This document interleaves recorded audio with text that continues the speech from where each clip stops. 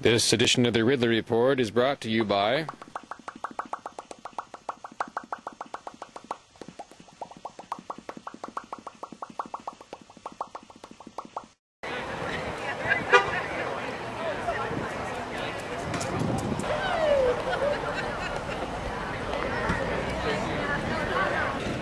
Hey, Ridley here, signing in for RidleyReport.com. As voters line up in droves in Bedford, New Hampshire. The high numbers here sort of mask, I think, probably what may be an overall low turnout around the state, if reports from Keene are any indication. Bedford here has apparently the most concentrated voter turnout in any one location because they just got one spot for all the voters.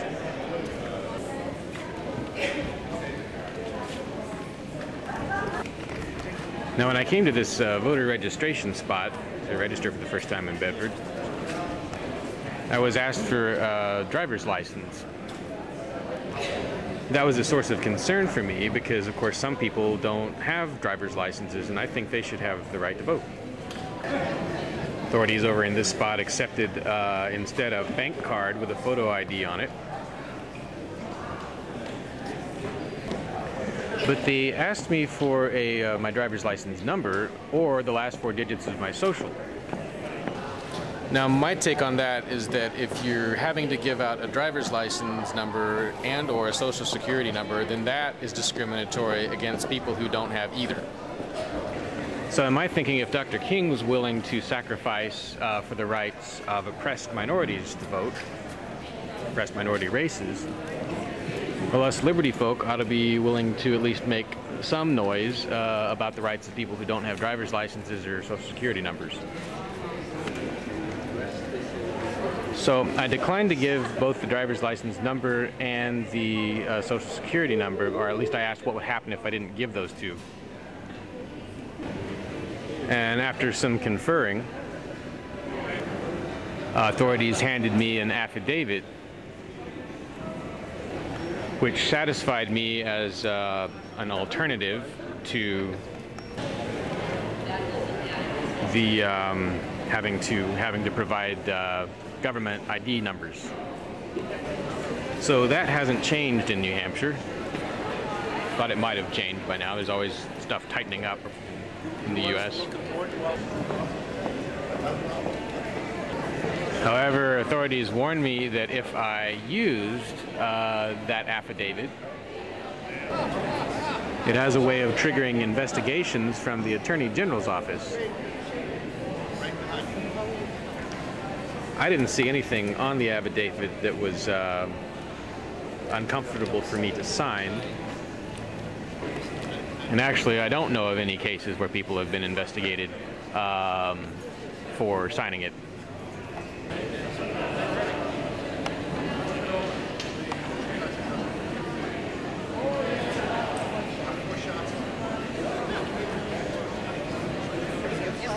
But I would urge more people to take that route of using the affidavit rather than the providing of government identification numbers. I mean, we've come very close, and some states have already gone over the edge to the point where it is becoming difficult to get government ID.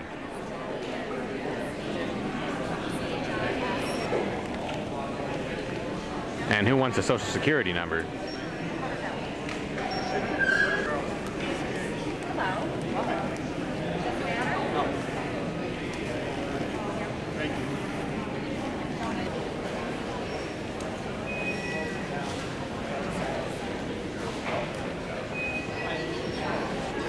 Anyway, the important thing is it's still possible to vote in New Hampshire without having government ID or a government social security number. Well, after voting, I went and stood down there near Bedford High School. Held signs for my favorite candidate, who I bullet voted for. Now that things are winding down, a couple more notes. When I went in there first and I told them I didn't want to provide a government ID because I was concerned about the state having a monopoly on identification, the voting worker who was standing in front of me said, Spoken like a true New Hampshire resident. Apparently she was sympathetic with that. Also, you know, I think Bedford may be an unusually good location to stand with a sign. You know, I don't know, it depends on where you're from and where you're located, but this location is just, it's crammed with people. It's one-stop shopping, and if you go off property, you know, like I said, down there to that area where I was, you know, a ways from the exact polling place, you can stand all by yourself. There's no one else. You have a monopoly, and you can wave all you want at hundreds and hundreds of people that are driving past, probably a third of which are voting. I felt like I got a lot of waves, especially in certain locations.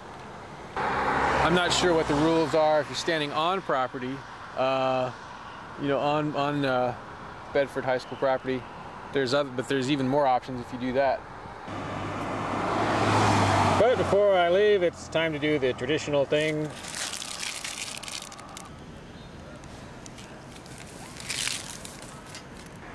And pick up a little litter.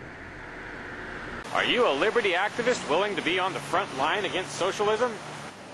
FreeKeene.com Would like you to consider moving here to Keene. While Keene may have the largest number of liberty-oriented media outlets In the entire state of New Hampshire, there's still a need for more activists. can you help them? Visit FreeKeene.com To see what's happening, FreeKeene.com hooks you up with all the liberty media in town. Join the Keene Liberty activists and help free the beautiful city of Keene, New Hampshire from the clutches of the government. FreeKeene.com